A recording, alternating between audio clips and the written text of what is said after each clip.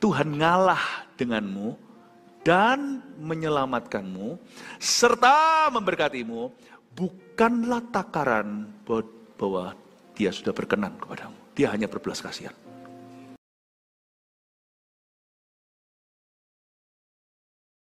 Kami ingin rindu belajar bagaimana caranya berserah penuh, agar kehendak-Mu yang terlaksana bukan kehendak kami, karena kehendak kami seringkali yang kami kira berkat ternyata berujung celaka.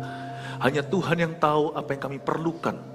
Hanya Tuhan yang tahu apa yang terbaik bagi anak-anak-Nya. Ajari kami hikmat supaya jemaat-Mu semua menjadi smart. Tolong kami, Roh Kudus, hamba-Mu tidak mampu. Kasih hamba-Mu kata-kata yang mudah dicerna, kata-kata hikmat dari Tuhan, dari hati Bapa. Hamba tidak ucapkan apa yang hamba tidak perlu, hamba akan ucapkan apa yang Tuhan suruh. Sembunyikan di balik salib-Mu, berkati gereja-Mu. Dalam nama Yesus, haleluya. Amin. God bless you. Kasih tepuk tangan untuk Tuhan Yesus. Jangan duduk dulu. Siapa yang tadi pagi udah ibadah, nambah 1 porsi. Oh haleluya, kasih tepuk tangan untuk mereka. Ini mereka tadi keluar lalu antri lagi. Dan jemaat juga hari ini Cingtian Puhaicia. Jangan pulang udah, dengar-dengar Bali macet total di luar sana. Nah nanti ini kebaktian berikut-berikutnya, khotbahnya tentunya nggak ada yang sama. Pewahyuan-pewahyuan nggak bisa diulang. Anda mesti belajar sesuatu, ini investasi ilahi ya. Welcome home untuk semua yang baru pertama kali hadir di gereja ini. Semoga gereja ini menjadi gereja tetap Anda. Dan juga Nusa Dua, Tabanan, semua yang di Nusa Tenggara, Kupang, Waingapu, Mataram, Timor Leste, yang Sydney, Melbourne, Perth, dan semua Hobart, gereja-gereja kita di mana-mana yang sekarang live streaming dari sini. Kasih tepuk tangan, welcome home untuk mereka. Sebelum duduk, coba lihat orang-orang di samping kanan kiri itu kekasih Tuhan Yesus, sapa mereka, katakan halo, kenalan sedikit, nama saya, hobi saya, tinggi badan saya, enggak usah, just say hello aja ya, silakan duduk. 5 kali tentang Yunus, jangan, ini munculkan ya menunya, jangan seperti Yunus. Kita belajar banyak dari hidupnya supaya kita tidak mengulangi kesalahannya. Supaya hidup kita lebih diberkati dari hidup seorang nabi. Hidup kita dipakainya. Umum 1 tadi, jangan ingkari panggilan Tuhan. Kebaktian pertama, to kick it off. Untuk memulai, saya banyak cerita-cerita sih. Ada banyak cerita-cerita yang saya biasanya tidak menceritakan story. Tapi tadi pagi saya tergerak untuk banyak kesaksian. Nah ibadah sekarang, jangan gagal berserah penuh. Lalu 3-4 nanti juga jangan ketinggalan, masing-masing beda. Mari kita buka sama-sama di Yunus pasal 2, jangan gagal berserah penuh. Ini episode kedua kitab Yunus. Ketika dia sudah berada di perut ikan. Pasal 2 ini adalah ayat-ayat from the belly of a fish. Dari perut ikan. Saya tidak tahu ikan apa, yang pasti bukan ikan koki, bukan ikan koi, bukan ikan mujair atau gurami. Ini ikan besar sekali, hanya Tuhan yang tahu. Berdoalah Yunus kepada Tuhan Allahnya, ayat 1. Dari dalam perut ikan itu, katanya, dalam kesusahanku aku berseru kepada Tuhan dan Ia menjawab aku. Dari tengah-tengah dunia orang mati aku berteriak dan Kau dengarkan suaraku. Telah Kau lemparkan aku ke tempat yang dalam, ke pusat lautan. Lalu aku terangkum oleh arus air, segala gelora dan gelombang-Mu melingkupi aku. Dan aku berkata, telah terusir aku dari hadapan mata-Mu. Mungkinkah aku memandang lagi bait-Mu yang kudus? Segala air telah mengepung aku, mengancam nyawaku, samudra raya merangkum aku, lumut lautan membelit kepalaku di dasar gunung-gunung. Aku tenggelam ke dasar bumi, pintunya terpalang di belakangku untuk selama-lamanya. Ketika itulah Engkau naikkan nyawaku dari dalam liang kubur, ya Tuhan Allahku. Ketika jiwaku letih lesu di dalam aku, teringatlah aku kepada Tuhan. Dan sampailah doaku kepadamu ke dalam bait-Mu yang kudus. Mereka yang berpegang teguh pada berhala kesia-siaan, Merekalah yang meninggalkan Dia yang mengasihi mereka dengan setia. Tetapi aku dengan ucapan syukur akan kupersembahkan korban kepadamu. Apa yang kunasarkan akan kubayar. Keselamatan adalah dari Tuhan. Lalu berfirmanlah Tuhan kepada ikan itu, dan ikan itu pun memuntahkan Yunus ke darat.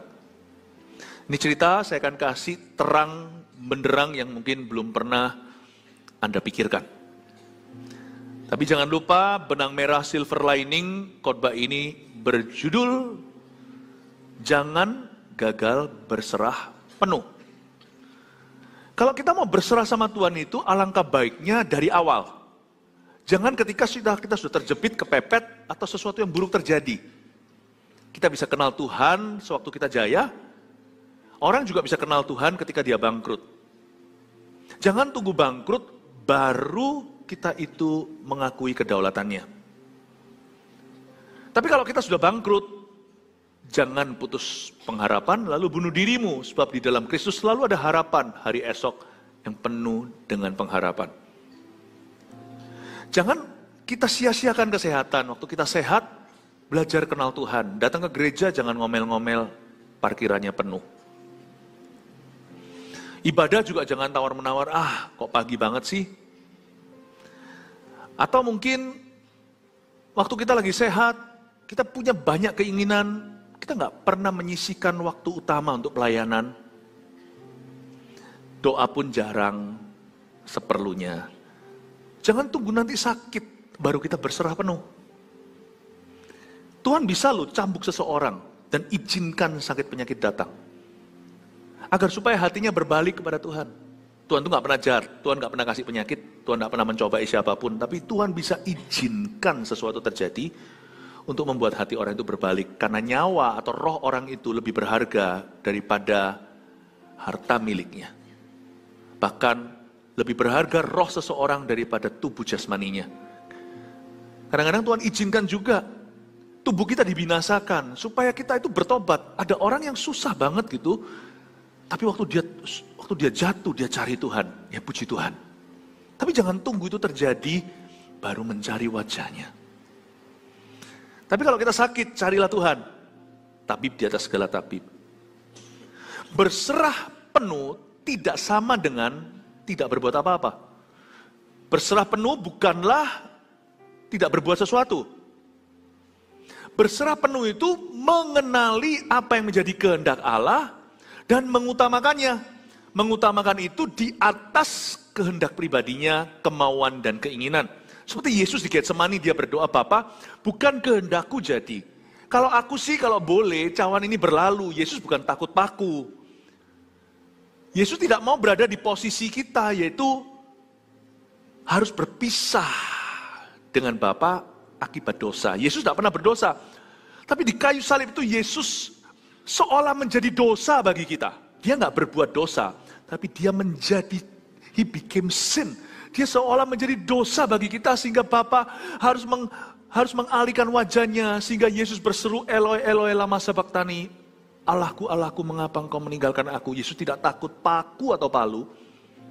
Yesus tidak takut mahkota duri.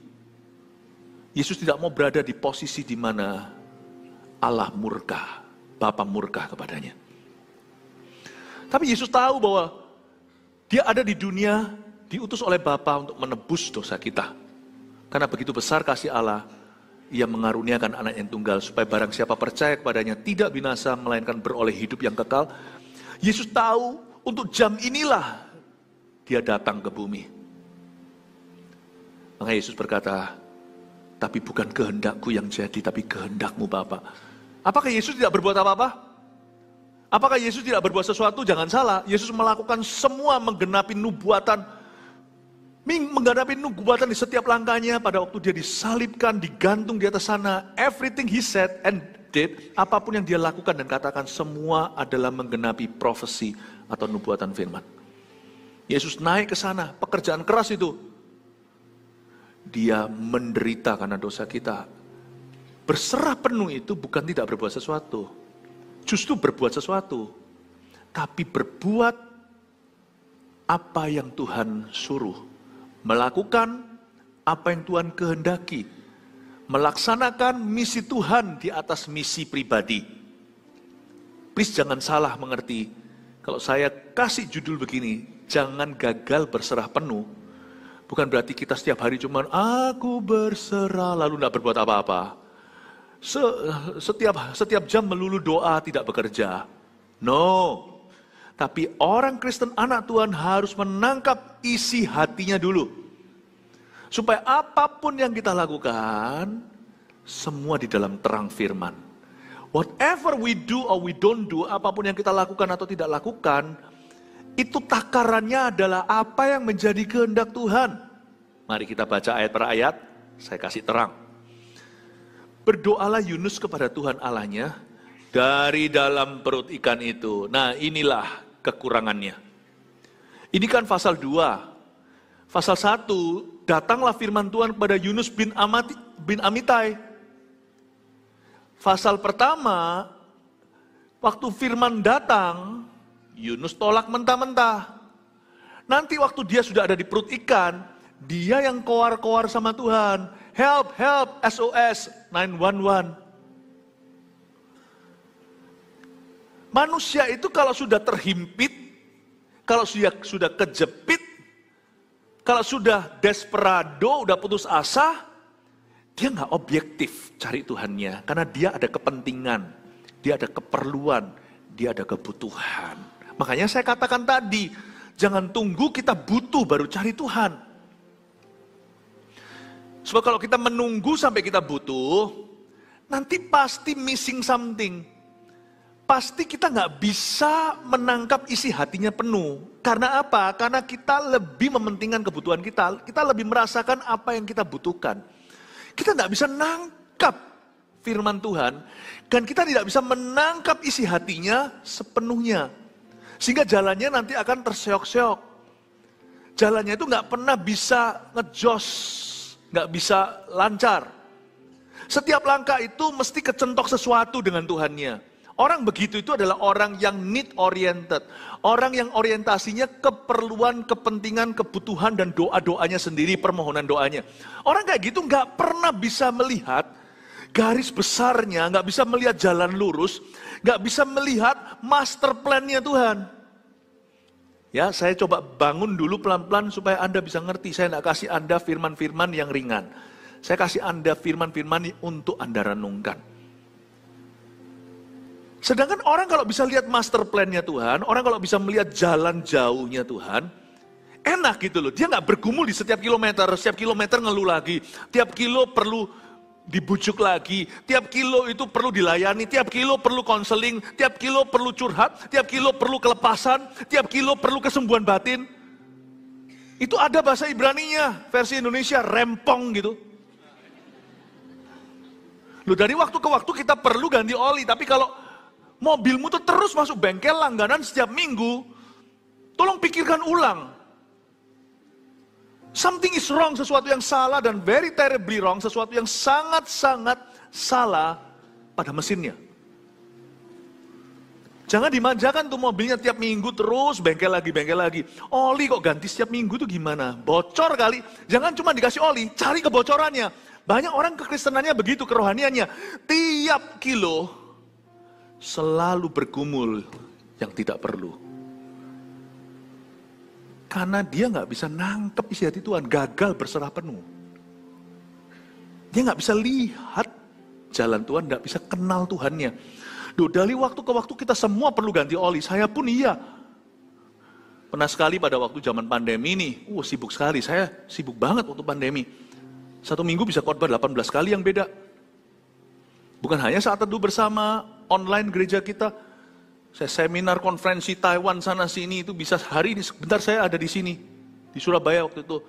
Jam berikutnya saya ada di Hong Kong, cuman saya badannya masih ada di situ. 18 kali, letih sekali.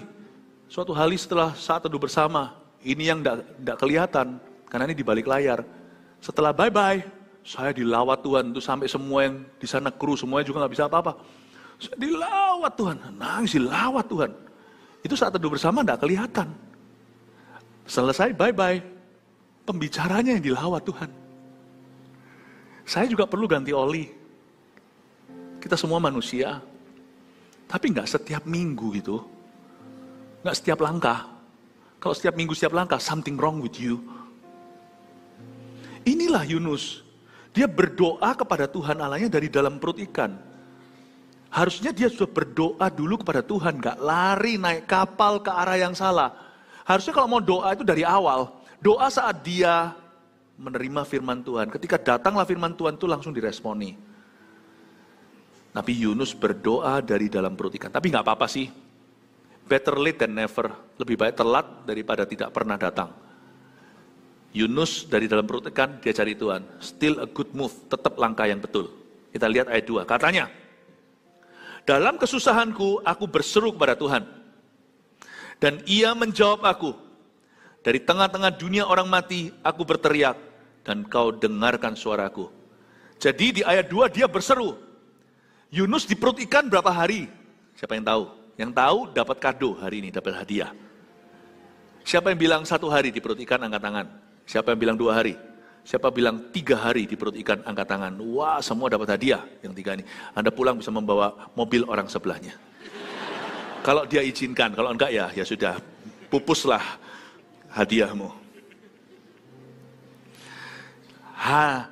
Dia 3 hari kan, saya yakin Yunus waktu pertama ditelan, kondisi hatinya masih memberontak.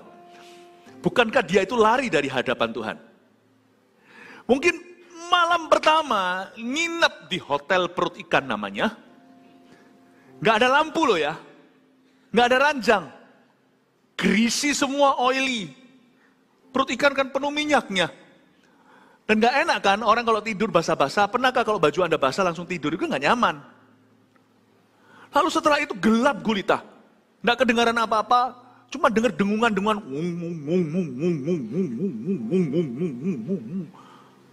Ya kalau bayi nggak keberatan, tapi dia orang dewasa. Dengar suara samudra, tapi dari perut ikan. Nanti ikannya kalau sekali-kali bersendawa, baunya. Nggak enak. Mungkin malam pertama, dia betul-betul diproses Tuhan. Ngamuk-ngamuk mungkin. Itu ikan mungkin dipukul-pukul. Orang kalau ngamuk kan bisa aja mukul-pukul, mungkin dia secara karena melampiaskan frustrasinya, mungkin dia pukul dinding perut ikan itu. Tambah justru goyang. Mabuk lautan. Seperti digoncang-goncang gitu, muntahkah Yunus di dalam? Bayangkan. Nggak mungkin nyaman. Waktu dia pukul gitu, ikannya bereaksi. Ikannya batuk. Dia terpental karena dia tidak pakai seatbelt. Nggak ada kan sabuk pengaman? Terjadi turbulensi. Nah, waktu ikan itu kejar mangsa berikutnya makan. Ikan masuk ke dia. Seperut sama bangkai-bangkai ikan itu. Amis luar biasa. Malam pertama dia memang kurang ajar sama Tuhan. Marah-marah, tuding-tuding semuanya. Tapi dia mulai nausea, dia mulai mual semuanya. Malam kedua, menurut saya Yunus ini kenapa 3 hari? Selain untuk sebagai nubuatan Kristus 3 hari mati lalu dibangkitkan. Tapi sebenarnya harusnya dia bisa aja keluar hari pertama. Manusia itu kan gak mau nyerah. Mau tahu ya, manusia bisa keras kepala. Mau tahu kepala siapa lebih keras di manusia? Allah. Jangan keras kepala lah, gak menang sama Tuhan, sungguhan. Dia sudah pernah menakdirkan, semua lutut bertelut soalnya. Percuma lah kau lawan. Saulus, kenapa engkau menganiaya aku? Siapa engkau Tuhan? Yesus berkata begini, akulah Yesus yang kau aniaya itu. Percuma kau menendang gala. Percuma kamu tendang pintu besi. Pintunya enggak adu-adu, kakimu yang bengkak dulu. You don't fight against me. Makanya Tuhan kalau melihat bangsa-bangsa, bagaimana mereka mereka-reka terhadap orang yang diurapinya, itu bicara tentang Kristus, namun juga dengan gerejanya, anti-Kristus, anti-gereja, anti-Kristen. Memang kadang-kadang orang Kristen diizinkan dianiaya. Bahkan ada juga yang mati di martir. Tapi tahukah, nggak menang nggak lawan Tuhan dan apa yang Tuhan urapi. Percuma. Memang akan ada jatuh korban seolah-olah menang. Tapi bukankah ada ayatnya di Mazmur, Tuhan yang bertata di sorga tertawa melihat bangsa-bangsa yang melawannya. Mereka mereka perkara yang sia-sia. Dan yang maha kuasa duduk di tahtanya, tertawa atas mereka. Lu orang mana bisa menang? Gak peduli sana siapa. Belajar berserah. Kalau kita gak berserah penuh, toh cepat lambat, kita bertekuk lutut dan berserah. Tetap kita akan berserah. Karena Tuhan tidak bisa ditekuk. Jalannya lurus. Gak menang, gak. Yang menderita itu kita, yang berdarah-darah itu kita. Yesus berdarah cuma sekali. Yaitu untuk menebus dosa manusia. Dia tidak akan mati kedua kali. Tapi kalau kita melawan Tuhan, kita yang mati-matian. Tadi pagi saya sampaikan, mending saya bayar harga untuk ikut Tuhan. Mending saya bayar harga demi Tuhan. Karena Tuhan. Bahkan karena Tuhan mengalami penganiayaan. Daripada saya bayar harga, karena menjauhi hadirat Tuhan. Harga begitu yang saya bayar, tidak berujung berkat. Harga yang saya bayar karena menentang kehendak Tuhan, membawa saya akhirnya kembali ke titik nol lagi, ground zero. Ke posisi semula, saya tetap toh harus mentaati. Tapi kalau saya bayar harga demi ikut Tuhan, saya ngalami kemajuan. Orang lain juga ngalami kemajuan karena saya. Harga apa yang hendak kau bayar? Ikut Tuhan, melayani Tuhan, melakukan kehendak Tuhan, atau membayar harga karena menjauhi hadirat Tuhan? Paham maksud saya, Bapak Ibu? Yunus ini, kenapa nggak malam ke-1 aja langsung sudah dimuntahkan? Malam kedua, saya yakin sekalipun Alkitab tidak menulisnya, tapi kalau 3 hari itu Alkitab mencatatnya, ayat 2 ini dia berseru persis sebelum dia dimuntahkan. Ayat 1 itu nyambung ayat 10, dan berfirmanlah Tuhan pada ikan, ikan itu pun memuntahkan. Jadi saya yakin pasal 2 Yunus ini terjadi di hari ketiga di perut ikan. Soon after dia dimuntahkan. Nus, kenapa nunggu 3 hari? Berapa banyak di antara kita nunggu setelah diproses mati-matian baru mau menyerah? Let's be smart my friend. Detik Tuhan berfirman, jangan pasal 2. Ayat pertama pasal 1 pula, datanglah firman Tuhan, langsung sambut tangan. Kenapa kita harus mengalami neraka dulu untuk kita bisa mengecap sorga? Kenapa kita harus melalui gada dulu untuk bisa merasakan tongkat pengembalaannya? Kenapa firman itu harus jadi pedang dulu, membunuh sesuatu dalam diri kita, baru menjadi mana? Itu buang waktu namanya. Tuhan itu maha besar. Api menjalar di depannya, membakar semua musuhnya. Gunung-gunung pun meleleh dalam hadiratnya. Ini saya mengutip kitab Mazmur. Jangan kau lawan, sekalipun kelihatannya Tuhan itu sekarang jadikan bulan-bulanan di dunia ini. Dia tetap gak kalah. Tuhan itu hanya mengalah. Tunggu waktunya. Dia berkata setiap lidah mengaku. Setiap lutut bertelut. You see, at the end, you will see that he's coming as the King of Kings. Raja di atas segala raja. Dalam kesusahanku aku berseru kepada Tuhan. Hari ketiga. Dan ia menjawab aku. Tapi saya tetap harus pro dan kontra dengan Yunus. Menunjukkan yang bagus. Nggak hanya menunjukkan yang kurang bagus. Saya Pak kagum. Yunus ini punya karunia iman. Kebaktian 1 tadi saya jelaskan dan jabarkan. Dia itu punya karunia iman lebih gede imannya daripada kasihnya. Itu for sure. Tapi izinkan saya sekarang menunjukkan bagaimana kita beriman waktu dalam kesusahan. Saya tidak mengajarkan pada Anda kalau susah jangan cari Tuhan loh ya. Dan saya juga tidak berkata kalau Anda cari Tuhan pasti nggak susah. Susah nggak susah cari Tuhan. Detik di mana Tuhan bicara kepada Anda, jangan tunggu nanti ngalami cambukan, baru cari Tuhan. Detik Tuhan bicara, langsung turuti. Itu yang terbaik. Kalau dia lagi bicaranya, dia bicara ke dalam hidup Anda waktu Anda susah, ya turuti. Jangan tunggu nanti, kalau aku sudah keluar hutang, aku baru melayani. Atau kalau Tuhan beri mujizat, aku sembuh, baru aku akan dibaptis. Jangan begitu. Kalau Tuhan bicara hari ini, today you obey. Hari ini kau taat. Kalau Tuhan bicara sama kita ketika kita dalam kesusahan, taatilah Tuhan. Tapi kalau Tuhan bicara sama kita, kehidupan kita fine-fine saja. Kalau kita ditanya, how are you? I'm fine, thank you. Itu sungguhan. Jangan tunggu sesuatu yang buruk. Jangan berkata, nanti aja. Nanti. Tuhan itu nanti aja. Jangan tunggu sesuatu yang buruk dulu. Baru mencari wajahnya. Tapi saya kagum dengan Yunus. Dia berkata, dalam kesusahanku aku berseru kepada Tuhan, hari ketiga. Dan ia menjawab aku, tunggu, di ayat 2 ini ikan belum memuntahkan. Tapi Yunus itu punya karunia iman. Kita harus contoh dan teladani. Kalau berdoa itu yakinlah detik itu Tuhan dengarkan doanya. Jangan setelah berdoa amin. Lalu berkata didengarkan gak ya? Kalau Anda masih ragu dalam doamu, jangan bilang amin dulu. Dalam nama Yesus, nanti kerja dulu. Masuk lagi ke hadirat Allah nanti di ruang doamu. Oke Tuhan, aku akhirnya percaya. Amin. Amin itu jangan pelin-pelan. Amin itu jangan basa-basi. Amin itu jangan jadikan kelatahan rohani. I never say amen if I don't truly trust. Saya tidak berkata amin kalau saya tidak sungguh-sungguh percaya. Kalau saya berdoa, dalam doa saya yakin Tuhan jawab, baru saya berkata amin. Oh kalau gitu jangan. Kalau gitu Pastor Philip ajarkan kita jangan aminkan doa kita. Bukan. Tapi ajarkan supaya percayalah kalau berdoa. Supaya aminnya itu yakin. Amin Bapak Ibu Saudara. Amin. Yakin lah? Ya kan ya? Sungguh ya. Dalam kesusahanku aku berseru kepada Tuhan dan ia menjawab aku. Ayat 2. Dia masih di dalam gelap gulita perut ikan.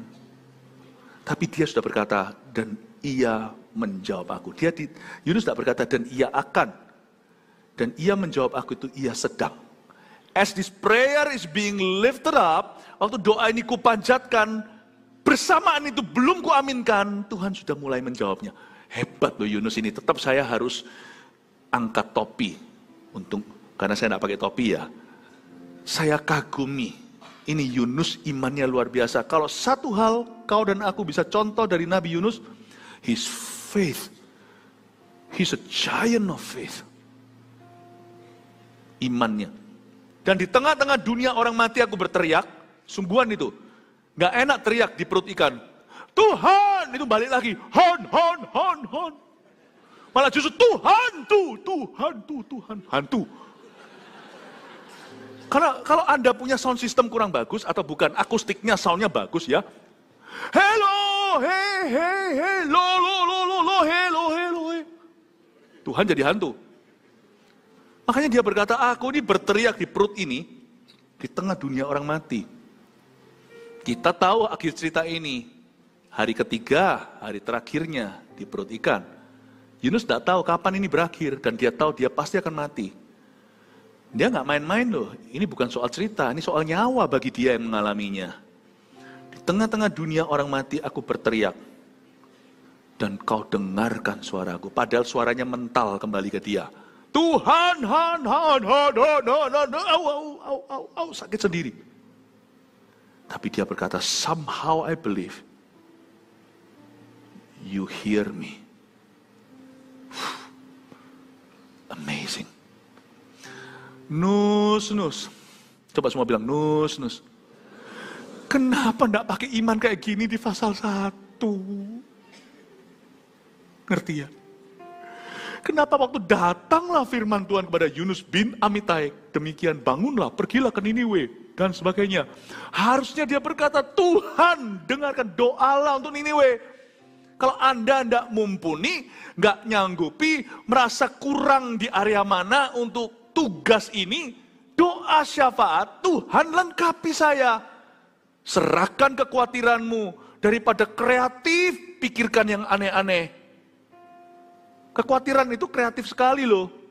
Anda membayangkan what Satan can do. Apa yang setan bisa lakukan. Kenapa tidak serahkan, Tuhan aku khawatir gini, tapi aku percaya.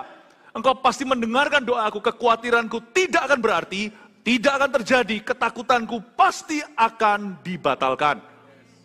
Dan rencana setan digagalkan, harusnya dia pakai iman kayak gini di pasal pertama. Tapi ya sudah, lebih baik sekarang daripada nggak pernah. Pasal 2 ya pasal 2, monggo silahkan. Tapi kita bisa pelajari sesuatu. Iman dia ini dahsyat, cuman salah tempat. Andai kata kau pakai tenaga yang sama untuk beriman, hasilnya pasti berbeda. Ayat 3, telah kau lemparkan aku ke tempat yang dalam, ke pusat lautan. Lalu aku terangkum oleh arus air. Segala gelora dan gelombangmu melingkupi aku. Ayat 3 bagus ya. Enggak. Doanya ini victim mentality, mentalitas korban. Coba bacakan. Dari sini saya sudah tahu. Masa Tuhan nggak tahu? Saya aja bisa tahu, apalagi Tuhan. Telah kau lemparkan aku. Ada sedikit menyalahkan Tuhannya. Kenapa kamu nggak sadar, Tonus? Yang melemparkanmu ke dalam itu adalah dosamu, pemberontakanmu, pembangkanganmu, menolak kehendak Allah. Terjegur sendiri ke dalamnya. Telah kau lemparkan. Berapa banyak kita kalau berdoa itu salah berdoa? Kenapa kau izinkan ini terjadi? Aku melayanimu kok. Aku memberi persembahan. Kenapa? Ngalami begini secara keuangan. Aku mengampuni. Kenapa? Aku terus dibully. Tapi Tuhan itu tetap catat doanya. Dan herannya, Allah kita yang selalu maha pengalah, tidak pernah memperhitungkan benar salahnya doa kita. Dia melihat hati kita, celakanya, kita kok gak bisa lihat hati Tuhan ya. Tuhan tuh bisa menangkap isi hati kita. Kenapa kita gak bisa menangkap isi hatinya? Ya kan karena Tuhan adalah Tuhan. Lah ya, Anda kalau bilang Tuhan adalah Tuhan kan karena mentang-mentang Tuhan maha tahu kan. Kenapa nggak mikir dari sisi Tuhan maha benar? Nah karena Tuhan adalah Tuhan, dia nggak harus loh mau tahu isi hatimu. Dia tahu. Tapi kita tuh yang salah loh. Harusnya Tuhan marah loh. Kenapa kalau Tuhan jadi biasa, kalau Tuhan tuh ngalah sama kita? Kalau kita luar biasa untuk ngalah sama Allah. Telah kau lemparkan aku ke tempat yang dalam. Jadi kamu salahkan Tuhan. Gak heran. Ini ayat 3 nanti ada sambungannya. Dia memang keluar dari mulut ikan. Tapi kalau Anda baca nanti pasal-pasal berikutnya. Pasal 4 apalagi. Ngamuk lagi dia. Kali ini dia ngamuk sama Tuhan karena tanaman. Nantilah tunggu ibadah terakhir. Ngamuk karena pohon.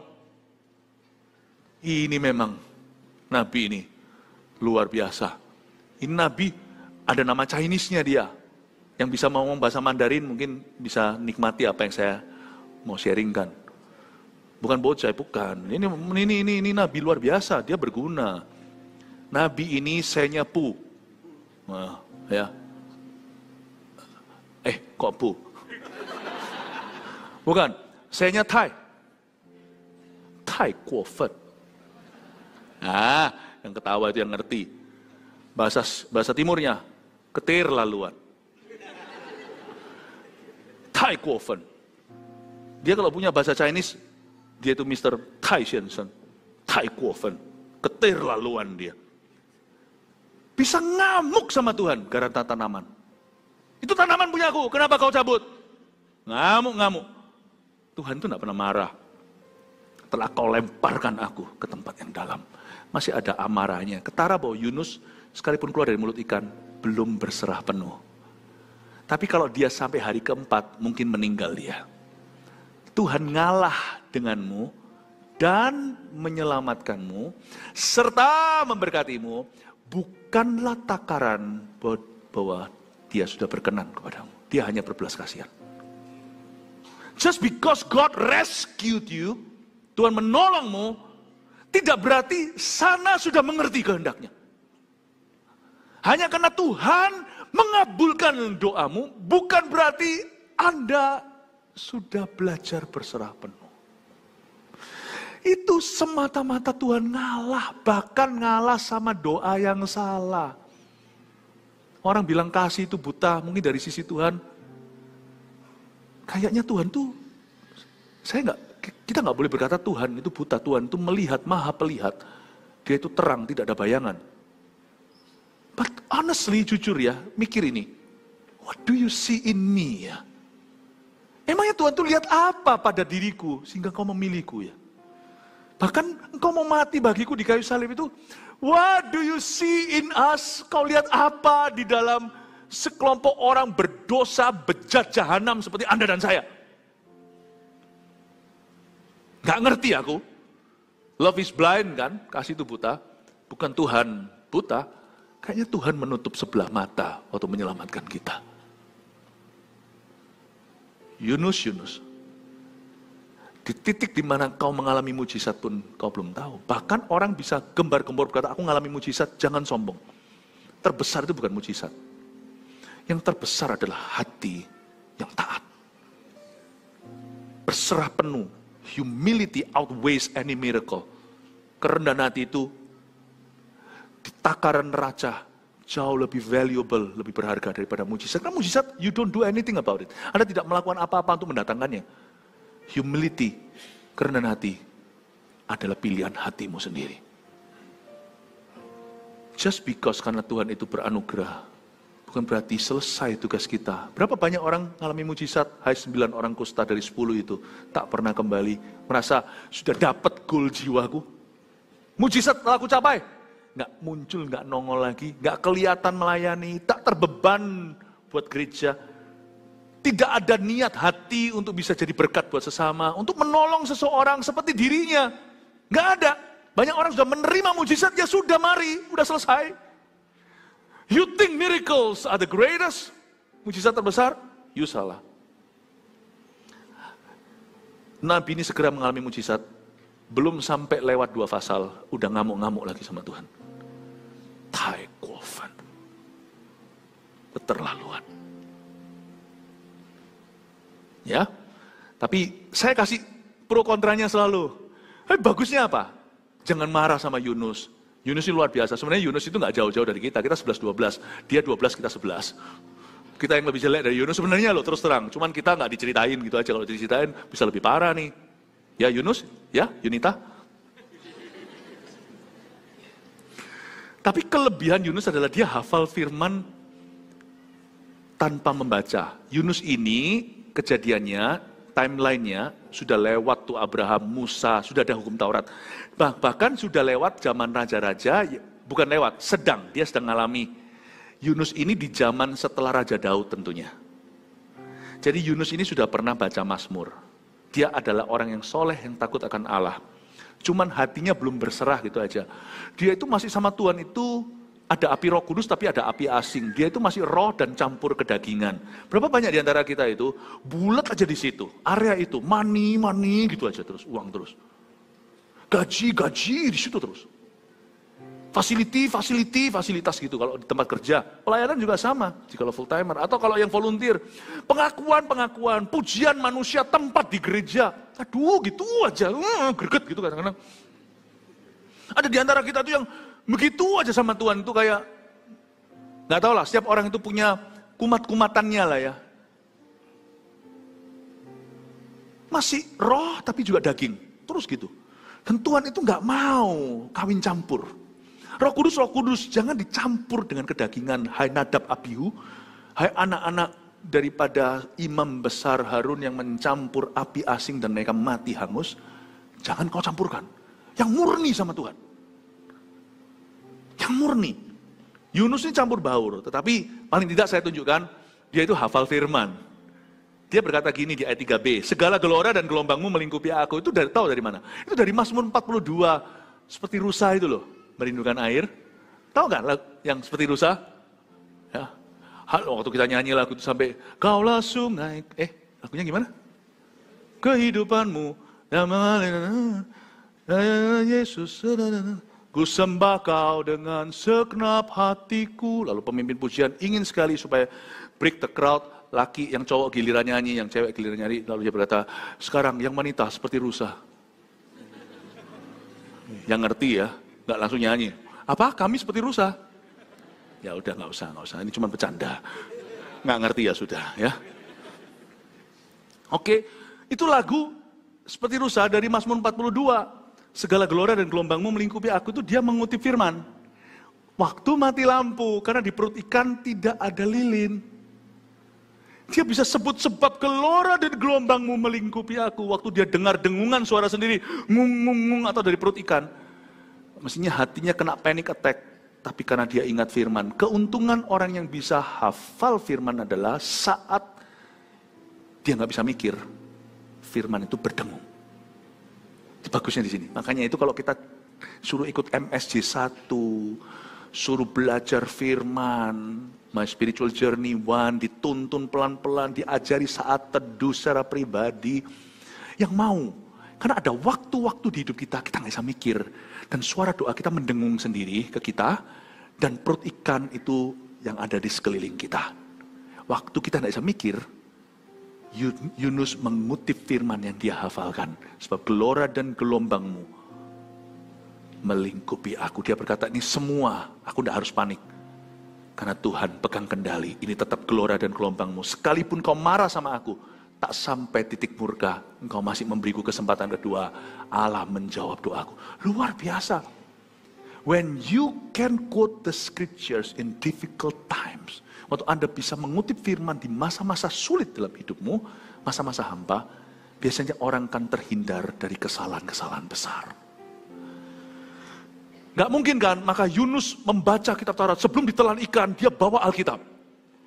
Lalu ketika dia mau ingat satu ayat, karena dia pikirannya hampa, maka dia nyalakan korek api. Lalu dia baca Mazmur 42. Gak ada ceritanya. Dia bisa mengutipnya. Bayangkan kalau dia kosong. Kenapa orang Kristen bisa bunuh diri? Ya saya tahu ada alasannya, depresi apa, saya tahu. Mental health, kesehatan mental, aku ngerti. Fondasi, bottom line, sampai ke dasar segalanya. Hatinya hampa firman. Null, zero the word. Bapak Ibu Saudara, zaman ini jangan kau kosong pikiran. Yunus ini bisa kutip firman. Kita lihat lagi ya. Dan aku telah berkata, telah terusir aku dari hadapan matamu. Mungkinkah aku memandang lagi bait-Mu yang kudus? Kalau Anda tanya sama saya, Yunus ini suka kitab apa? Karena perjanjian lama nggak banyak. Kitab-kitab Nabi masih ditulis. Nggak mungkin Yunus baca kitab Yunus, ini biografinya belum dialami. Jadi yang ada pada bangsa Israel di zaman Yunus adalah kitab Taurat, Torah, Pentateuch namanya, Kejadian, Keluaran, Imamat, Bilangan, Ulangan, dan kitab Mazmur sudah ada. Oke? Dan saya tahu kitab favorit Yunus dari ayat 3 dan 4 itu Mazmur, karena 4 itu juga mengutip Mazmur. Dan aku telah berkata, telah terusir aku, mungkinkah aku memandang lagi bait-Mu yang kudus? Itu kan cerita tentang Daud.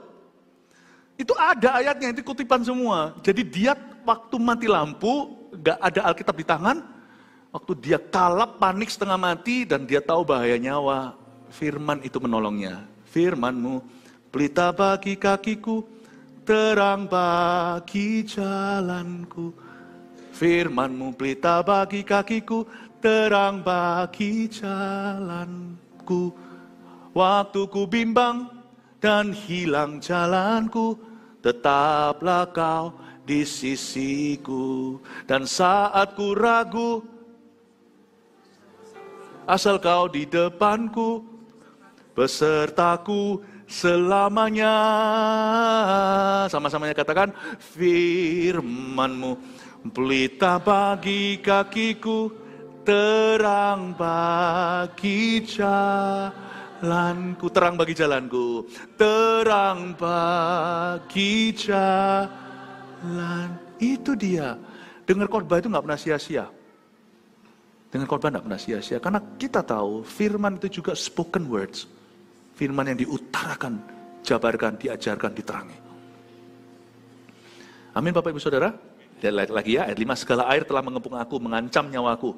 Samudra raya merangkum aku, lumut lautan membelit kepalaku. Di dasar gunung-gunung aku tenggelam ke dasar bumi. Pintunya terpalang di belakangku untuk selama-lamanya. Ketika itulah engkau naikkan nyawaku dari dalam liang kubur, ya Tuhan Allahku. Kalau ayat 5 dan 6 ini, dia tidak ngutip siapa-siapa. Ini pengalamannya terkini. Update-nya terakhir di sosial media. Sebelum gelap gulita, dia di dalam perut ikan hari itu. Dia berkata, aku tenggelam. Lalu kalimat ayat 6 terakhir itu, firman itu selalu ujungnya iman. Iman timbul dari pendengaran, jadi nggak pernah salah. Kalau orang merenungkan firman, menghafal firman itu, selalu ujungnya firman itu akan jadi rema. Dan rema itu yang menjadi solusi pertama sebelum kau keluar dari masalah. Masalah memang ada tanggal kadaluarsanya. Saya beritahu, tanggal kadaluarsa ke-1 setiap masalah itu firman berbunyi di hatimu. Itu permulaan Anda keluar. Kapan persisnya dikeskan, dicairkan masalahmu itu, selesai sudah, itu Tuhan yang tahu. Tapi firman itu permulaan jalan. Dan waktu di ujung daripada dia mengutip firman, baru setelah itu kondisi terkini, Ujungnya dia berkata, ketika itulah engkau naikkan nyawaku dari dalam liar kubur. Luar biasa, wong dia masih di perut ikan kok. Masih berkutat di sana, dia sudah bisa GR dulu. Engkau naikkan nyawaku. Pahami Bapak Ibu Saudara, di gereja mungkin mudah. Kita keluar-keluar dan berkata, aku terlalu percaya.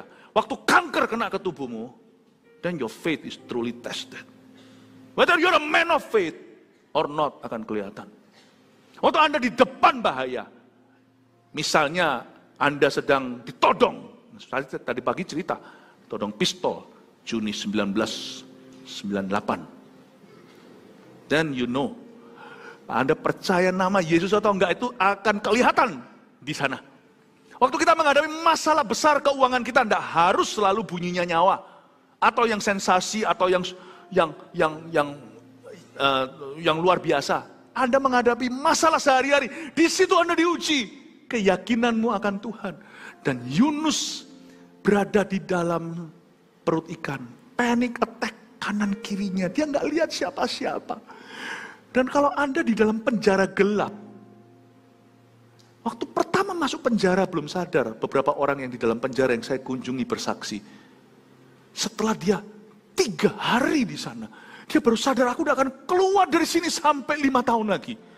Dia baru sadar, dia nggak bisa kemana-mana. Kalau penjara yang peri kemanusiaan, ada satu orang yang kami kunjungi belum lama lalu, bukan orang Indonesia, dia ditangkap di Filipina.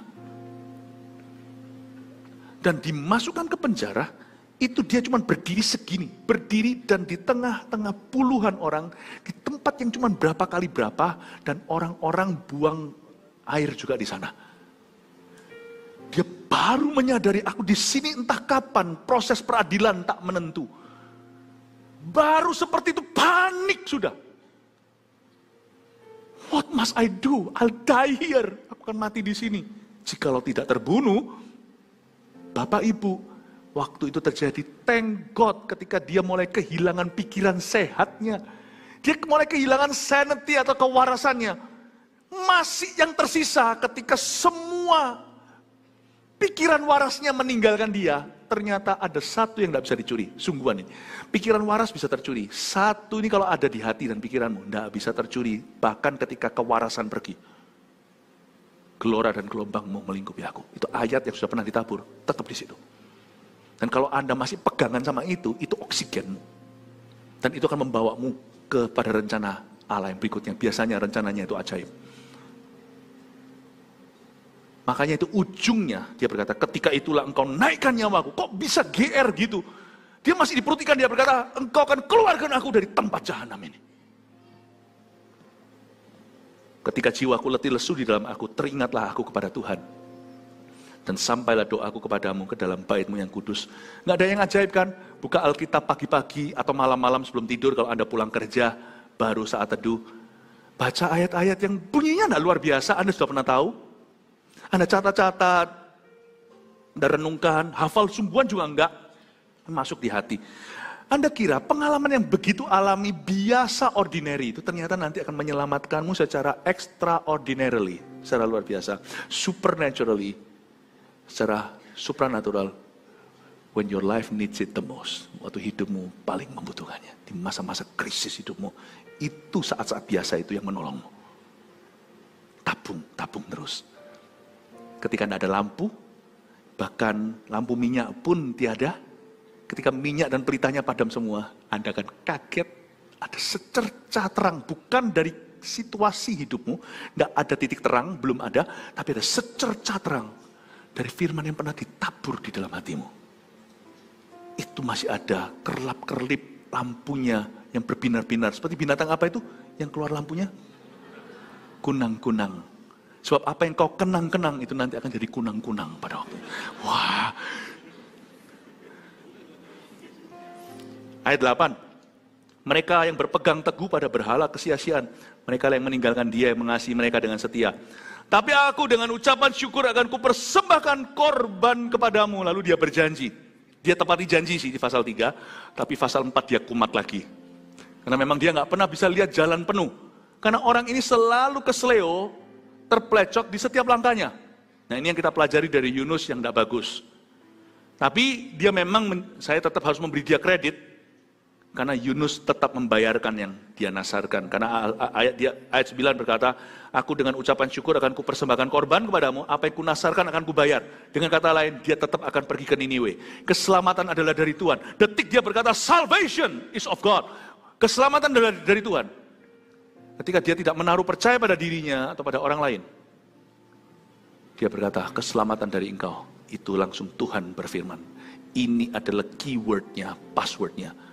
Nggak boleh Anda pakai ini sebagai jimat, keramat, atau sebagai mantra. Keselamatan dari Tuhan. Itu harus dari hati. Tapi detik dia menyadari, keselamatan itu dari Tuhan. Yang penting itu hubunganku dengan Tuhan. Lalu berfirmanlah Tuhan pada ikan itu. Nah, saya ajak Anda untuk melihat ayat terakhir, tapi memikirkan dari sudut pandang yang berbeda, mungkin Anda tak terpikirkan. Lalu berfirmanlah Tuhan pada ikan itu, dan ikan itu pun memuntahkan Yunus ke darat. Katakan haleluya dulu. Kenapa haleluya? Saya haleluyanya karena ikannya. Lalu berfirmanlah Tuhan pada ikan, dan ikan itu pun seperti Yunus membangkang dan berkata, nggak mau. Kenapa Tuhan pilih ikan? Ikan nggak berontak. 153 lari semuanya rebutan masuk ke jalannya Petrus padahal mati untuk Kristus. Supaya bagian dari story-nya Tuhan Yesus. Supaya bagian dari cerita Injil, dia masuk ke sana dijual ke pasar. 153 kena jerat semuanya. Nggak ada itu. Maka firman Tuhan berkata, maka Petrus lari-lari dengan perahunya, kasih bot juga.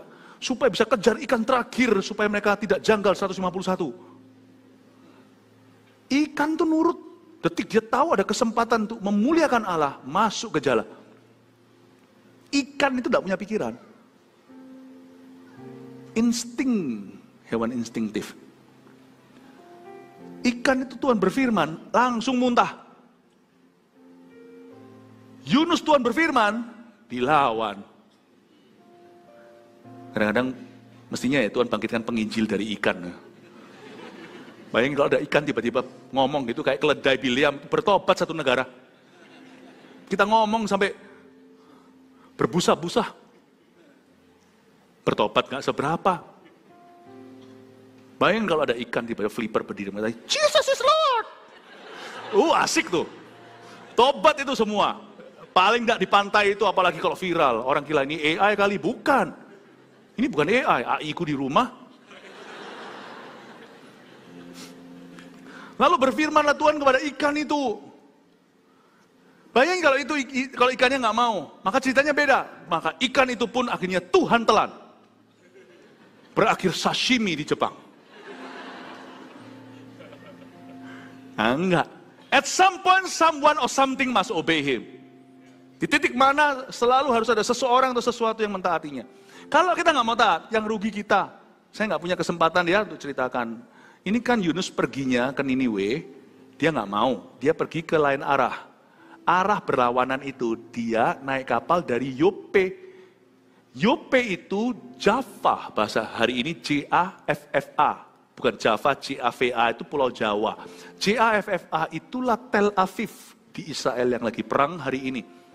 Dari tempat itu, ribuan tahun kemudian, atau ratusan, ya, ada keluar satu cerita. Di Yope itu, Yunus nggak mau kan, Tuhan nanti utus Petrus. Yunus nggak mau ke orang non-Yahudi, Niniwe kebetulan. Petrus diutus kepada golongan non-Yahudi, Cornelius namanya. Dari seaport, dari pelabuhan yang sama, Yope. Di sini disebut Yafo. Nanti di Kisah Para Rasul namanya Yope, berubah dikit, dulu namanya Swerabaja, sekarang Surabaya. Ya, kalau Bali ya tetap Bali, forever Bali, haleluya, amin. Jadi itu namanya, itu Java, Tel Aviv. Di tempat di mana kau tidak taat, emangnya Tuhan butuh Anda dan saya? Detik kau tidak taat, Tuhan kirim yang lainnya untuk memuliakan Dia. Di tempat di mana kita menolak tawaran Tuhan, Tuhan akan muliakan yang lainnya. Tuhan tuh tidak perlu-perlu banget kok sama kita. Sebenarnya Tuhan kejar di sini bukan hanya Niniwe, tapi Tuhan sedang mendidik seorang anaknya, Yunus namanya. Di tempat di mana kau taat, orang lain mendapat berkat. Tapi ketika kau tidak mau taat di tempat itu, Tuhan berikan kepada orang lain easily dengan mudah. You know, the kingdom of God can function without you and me. Kerajaan Allah bisa berfungsi tanpa Anda dan saya. Yang tidak tergantikan itu hanya Tuhan. Karena ada lagunya, there is none like you, tiada sepertimu. Kita semua sebaliknya, semua kita tergantikan. We're all replaceable. Amin Bapak Ibu Saudara. Berfirmanlah Tuhan pada ikan itu, dan ikan itu pun takut menjadi sashimi. Dan ikan itu pun memuntahkan Yunus ke darat. Katakan, memuntahkan Yunus ke darat. Saya kasih kuis, daratan mana? Ayo, kok gak pernah mikir? Ke Nini? Bukan. Kalau ke Niniwe, saya kasih bocoran di kebaktian berikutnya, pasal 3, datanglah firman Tuhan pada Yunus untuk kedua kalinya, demikian bangunlah, pergilah ke Niniwe. Berarti dia belum nyampe dong. Dimuntahkan ke daratan. Selain itu, Niniwe dan Yopa tadi, jaraknya 375 mil atau sekitar 500 km. Itu ikan pasti imigrasi itu. Ikan gede-gede gitu biasanya sudah ada teritori. Antara ikan itu bepergian lama untuk seekor ikan bisa jalan 500 km 3 hari. Come on lah, dia pasti berburu dan lapar, gak mungkin. Atau mungkin muntahannya, muntahan dahsyat. Wow, langsung dia ratusan meter. Itu muntahan, itu betul-betul bersendawa yang terbesar di seluruh dunia. Wow, langsung. Coba pikirkan logisnya. Dia tidak dimuntahkan ke Niniwe. Sia-sia waktu kita muter-muter ya gitu, akhirnya dimuntahkan kembali ke Yope. Hidup kita kan cuma muter-muter sampai kita berserah penuh. Tuhan tidak akan bawa kita maju. Terus di situ. Ada orang yang pada akhir hidupnya dengan nafas terakhir terpatah-patah dia berkata, andai ku taat pada Tuhan. Akhirnya dia sadar. Atau dia berkata, padahal misalnya seorang hamba Tuhan yang jatuh, atau seorang yang dulu pernah ada dalam kebangunan rohani, seorang yang bisa dipakai Tuhan, keluarganya pernah Kristen, tidak tahu lah, pokoknya apalah. Ini bisa siapapun di antara kita. Lalu dia berkata, padahal aku tuh dulu punya sesuatu yang orang lain inginkan. Dulu itu aku berada di tempat yang dirindukan begitu banyak orang. Aku dulu tuh dipakai Tuhan. Tuhan tuh serta sama aku. Andai kata aku tidak pernah meninggalkan tempat itu, detik dia lemas, menyesali kesalahannya, dan menginginkan Tuhan yang sama yang dia inginkan di masa muda sebelum dia berubah rupa, berubah warna. Kayak seperti Simpson itu. Akhir hidupnya kan dia berkata, biar aku mati aja sama semua. Mata sudah gak bisa kembali, udah dicungkil. Anda kira 3.000 orang Filistin yang mati dengan dia itu banyak? Kalau dia taat sama Tuhan itu sudah 30.000 Raja Filistin dia bunuh. Tapi Tuhan itu dengarkan detik di mana hati orang berbalik dan berkata, ngerti aku sekarang, berserah penuh. Sekarang aku paham isi hatimu. I understand you. I understand what you want. Tapi mungkin dia kehabisan waktu. Satu hal tidak ditebus oleh Kristus adalah time. Misalnya dia sudah di ranjangnya, atau sudah tua dan dia berkata, andai saja. Saya pernah sebagai hamba Tuhan lihat orang gini mati. Dengan senyum di wajahnya. Maka Allah akan menganggap dia seperti penatua seperti Abraham, seperti Musa yang memandang dari jauh tanah Kanaan. Dia sendiri gak masuk. Tempat itu Tuhan pindahkan ke orang lain. Elia yang minta mati segera setelah itu urapannya dipindah ke Elisa kan. Tuhan akan pindahkan, tapi Tuhan tidak akan marah. Dia masuk ke sorga dalam kondisi term bagus dengan Tuhan. Dan dia masuk itu, mungkin dia dengan menangis di pinggiran sebelum masuk ke gerbang. Tuhan akan pakai sapu tangannya Tuhan sendiri untuk menghapus lap air matanya. Karena masuk lewati gate atau gerbang, tidak ada air mata. Mungkin dia di situ nangis habis. Tuhan berkata, it's okay nak, ada orang lain yang aku utus untuk menggantikanmu. Akhirnya kamu yang penting bagi Tuhan, kamu tahu isi hatiku sebelum kamu mati. Dipeluk, dielap, masuklah dalam sukacita Bapakku. Kehilangan pahala ya, tapi masuklah. Paham maksud saya? Ada orang yang buang waktu hari pertama, hari ketiga baru tobat. Ya nggak apa-apa. Cuman hari 2 dan 1 sudah hangus loh. Udah hangus. Tetap Tuhan terima, tapi Tuhan akan proses kita sampai kita ngerti isi hatinya. Sebelum kita ngerti, diputer-puter, digiling-giling, diulek-ulek sama Tuhan. Sampai bertekuk. Now you understand me? Yes. Yes. Tuhan kata, it's okay, I love you. Itu Tuhan kita. Maka ikan memuntahkan Yunus ke ayat 1, pasal 1, Yope, ground zero. Yunus buang waktu. Toh tetap harus taat. Muter dulu 40 tahun di padang gurun. Toh masuk ke Kanaan. Toh harus langkah harus langkah ke 1 masuk Yeriko dulu. Toh tetap harus melangkah. Kebaktian 3 nanti saya jelaskan. Jangan taat setengah hati. Semoga ini jadi berkat buat Anda, mencelikkan mata, Anda mengenal Tuhan.